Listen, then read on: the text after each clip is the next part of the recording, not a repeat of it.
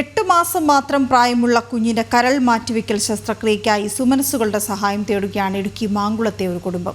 മാങ്കുളം ആനക്കുളം സ്വദേശികളായ Rojan Aswathy ദമ്പതികളാണ് biliary atresia എന്ന അപൂർവ രോഗം ബാധിച്ച മകൻ എഡ്വിന്റെ ചികിത്സയ്ക്കായി പ്രതീക്ഷയോടെ കാത്തിരിക്കുന്നത്.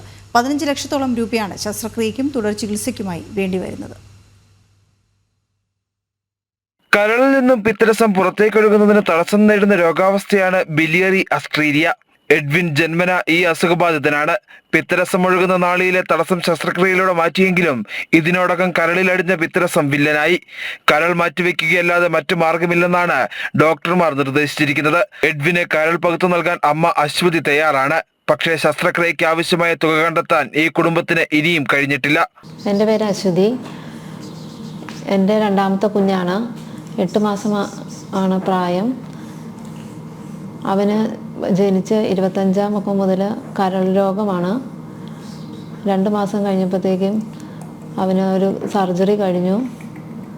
ഇപ്പോൾ ഡോക്ടേഴ്സ് പറയുന്നത് അവൻ്റെ കരൾ മാറ്റി വയ്ക്കണമെന്നാണ്.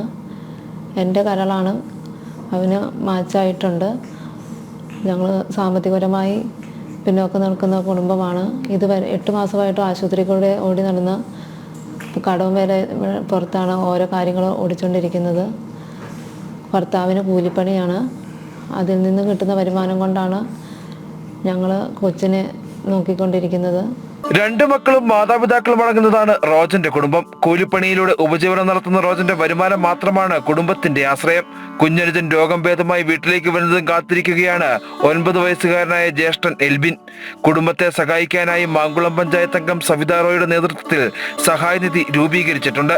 സുമനസ്സുകളുടെ അകമഴിഞ്ഞ സഹായം ഉണ്ടാകുമെന്ന പ്രതീക്ഷയിലാണ് ഈ കുടുംബം ഓരോ ദിവസവും തള്ളി നീക്കുന്നത്. എഡ്വിന്റെ ചികിത്സയ്ക്കായി തുക കണ്ടെത്താൻ ഫെഡറൽ ബാങ്കിന്റെ മാങ്കുളം ശാഖയിൽ പ്രത്യേക അക്കൗണ്ടും ആരംഭിച്ചിട്ടുണ്ട്.